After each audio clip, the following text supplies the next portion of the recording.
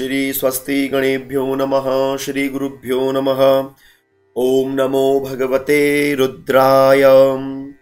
आप समस्त शिव साधकों को प्रणाम। आप सभी का स्वागत। मैं पंडित ग्रीशानंद शास्त्री आप सभी को प्रेम भरी ओम नमो भगवते रुद्राय। विदित रहना चाहिए कि इस माह वैशाख शुक्ल पक्ष में प्रदोष का व्रत हमें 9 मई को करना है।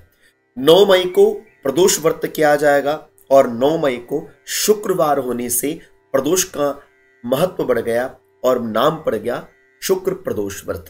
शुक्र प्रदोष व्रत क्यों और किस लिए? मूलतः शुक्र प्रदोष का व्रत संतान के लिए, सुख सौभाग्य के लिए, विवाह इत्यादि के लिए विशेष किया जाता है और इसके इतर प्रदोष का व्रत तो प्रत्येक मनोकामनाओं की सिद्धि करने के लिए किया ही जाता है। इसलिए मैं कहा करता हूं कि एक प्रदोष हरे सब दोष, एक प्रदोष का व्रत समस्त दोषों का हरण कर देता है।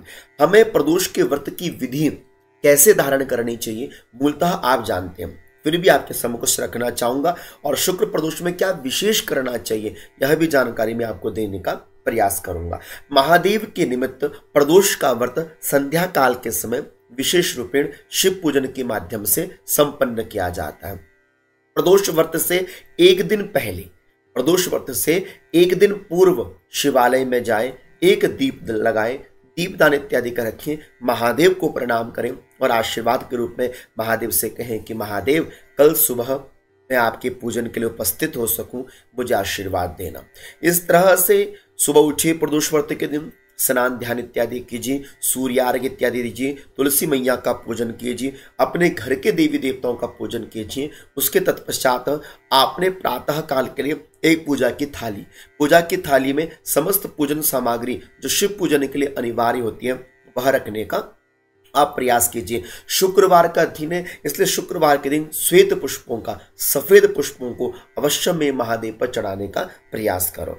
इस तरह से प्रातः कालीन वेला में आप भगवान शिव के पूजन के लिए अवश्य में एक पूजा की थाली को तैयार करें। जैसे मैं आपके सम्मुख रख देता हूं, आपने यह पूजा की सामग्री महादेव को अर्पित करनी चाहिए। ठीक है, तो आपने जो पूजन की सामग्री है वो आपके सम्मुख है। आपने पूजन में जैसे दूध, अवश्य में यदि दूध मिल जाए तो दूध की व्यवस्था कीजिएगा और दूध के तदुपरांतः दही, घी, शहद, शक्कर इत्यादि यदि आपके पास है तो रखिए, नहीं तो दूध तो अवश्य में होना चाहिए, शुद्ध दूध हो आपके पास, उत्तम रहना। ठीक है, उसके तत्पश्चात आपने बिल्वपत्र 11 बिल्वपत्र रख लीजिएगा, 11 दुर्वादल, 11 साबुत चावल, 11 तिल, 11 जौ, है ना, और एक जल का कलश हो। जल के कलश में आपके पास काले तिल पड़े हुए हो तो आप इस तरह से सारी सामग्री बनाकर रख लीजिएगा। और 2 मिट्टी के दीपदान आपने करने होते इसलिए 2 मिट्टी, लंबी बाती, तिल का तेल इत्यादि आप अवश्य में रख लीजिएगा। तो इस तरह से आपने यह समस्त सामग्रियां रखनी है और समस्त सामग्रियां रखने के तत्पश्चात अब आपने महादेव के मंदिर में जाना चाहिए। यदि आसपास मंदिर नहीं है तो यह जो सामग्री है, जो विधि है, ये आपने अपने घर के मंदिर में जो भगवान महादेव रखे उन पर कीजिएगा। यदि आसपास कहीं शिवालय है तो प्रदोष व्रत के दिन ये थोड़ा सा नियम बनाइए कि मैं शिवालय जा सकूं, मुझे शिवालय जाना चाहिए। इस तरह से आपने प्रातःकालीन शिवालय में जाकर दक्षिण की दिशा में बैठकर उत्तर की ओर मुख करना चाहिए। शिव पूजन में उत्तर की ओर मुख उत्तम रहता है, बाकी आपको जैसी व्यवस्था बन जाए। तो अपना बैठिए, भगवान शिव को प्रणाम कीजिए, गणेश जी से पूजा का प्रारंभ करें। उससे पूर्व एक दिया लगा, 2 दीप है, एक दिया महादेव के देवालय में लगाएं। इस तरह से महादेव को प्रणाम करके गणेश जी को आप थोड़ा स्नानित, गणेश जी के ऊपर जल चढ़ाइए, कार्तिकेय जी को प्रणाम कीजिए, माता गौरा जी रहती है बगल में वहां प्रणाम कीजिए। यदि नहीं है तो शिवलिंग के ऊपर ही आप समस्त देवी देवताओं का पूजन कर सकते हैं। तो इस प्रकार से आपने वहां पर अपना पूजन कार्य संपन्न कर लिया, गणेश जी को दूर्वा चढ़ा दी। शुक्रवार के दिन जो सौभाग्य की कामना के लिए करना चाहते हैं अवश्य में वो जलहरी में जल अवश्य चढ़ाए। जलहरी जो होती है महादेव की, जलहरी में जल अवश्य में अर्पित करिए। तो इस तरह से अपना संपूर्ण पूजन संपन्न कर लीजिए और ओम नमो भगवते रुद्राय इस मंत्र का, महामंत्र का जाप कर लीजिए। आपके पास जो सामग्री थी, 11 बिल्वपत्र, 11 दुर्वादल इत्यादि, ओम नमो भगवते रुद्राय इस प्रकार से मंत्र बोलते हुए महादेव पर अर्पण कर सकते हैं। संपूर्ण सुबह का पूजन कर लीजिए। दिन भर बड़ा सात्विक विचार बनाकर रखिएगा। आहार में बड़ा शुद्ध होना चाहिए, फलाहार इत्यादि लीजिए। संध्या काल के समय तत्पश्चात फिर आपने महादेव का पूजन करने के लिए शिवालय जाना चाहिए। प्रदोष काल की वेला मतलब 6 साढ़े 6 बजे से लेकर 8 साढ़े 8 के मध्य में आपने अपना शिव पूजन करना चाहिए। प्रदोष काल की वेला में ही शिव पूजन किया जाता है। प्रदोषात्मकम प्रदोषः, प्रदोष काल अर्थात संध्या काल के समय शिव पूजन ही प्रदोष पूजन कहलाता है। तो संध्या काल के समय यदि आप स्नान इत्यादि कर सकते, स्नान इत्यादि करो। नहीं कर सकते तो अपना वस्त्र इत्यादि चेंज करो और अपना महादेव के द्वार पर पहुंचे और पूजा की थाली की सामग्री अपनी संध्या काल के समय जैसे 5 मिट्टी के दिए, लंबी बातें 5 बातें है ना होनी चाहिए। तिल का तेल हो, 11 जौ, 11 तिल, 11 साबु चावल, 11 दुर्वा, 11 बिल्वपत्र और शिवलिंग को स्नान तो दूध, दही, घी, शहद, शक्कर इत्यादि आपने रखनी चाहिए। पंचामृत का निर्माण कर सकें तो अवश्य में पंचामृत आपने महादेव के निमित्त रखना चाहिए। अब यहाँ पर ध्यान देने वाली बात यह है कि प्रदोष व्रत में दीपदान का बड़ा महत्व है।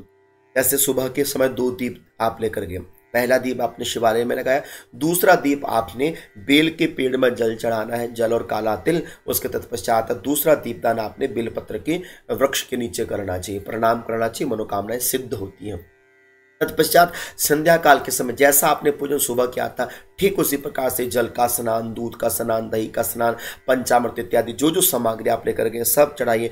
अच्छी तरह से महादेव के शिवलिंग को कपड़े से पोंछिए। उसके बाद महादेव को तिलक लगाइए। बड़ा प्यारा श्रृंगार महादेव का करने का प्रयास करो। जल्दबाजी नहीं करना, शीघ्रता नहीं करनी, बहुत शांति चित्त भाव के साथ आपने शिव पूजन करना। 11 बिल्वपत्र, 11 जौ, 11 दुर्वा महादेव पर आपने अर्पित करने चाहिए। इस तरह से आपने महादेव का भव्य और दिव्य पूजन इत्यादि करना चाहिए। उसके तत्पश्चात दीपदान का इसमें महत्व है। तो दीपदान हेतु आपने क्या क्या करना चाहिए, जैसे 5 मिट्टी के दिए आप लेकर गए तो पहला मिट्टी का दीपदान आपने शिवालय में, दूसरा मिट्टी का दीपदान आपने गणेश जी में, तीसरा मिट्टी का दीपदान आपने बेलपत्री में, चौथा मिट्टी का दीपदान घर में आकर तुलसी माता में और 5वां बेलदान दीपदान आपने अपने घर की चौखट के सामने करना है, जहाँ से आप अंदर एंटर करते हैं ना, मुख्य देहली पर। तो जो दीप का मुख हो देहली में वह भीतर की ओर, अंदर की ओर होना चाहिए।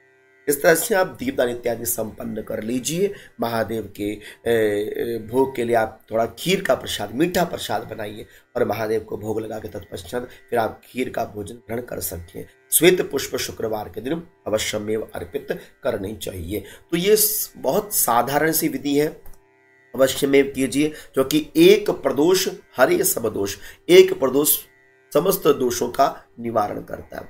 आशा है कि आप महादेव के पावन और पवित्र व्रत को अवश्य में करने का प्रयास करेंगे। आप समस्त शिव साधकों को प्रणाम। हर हर महादेव, घर घर महादेव।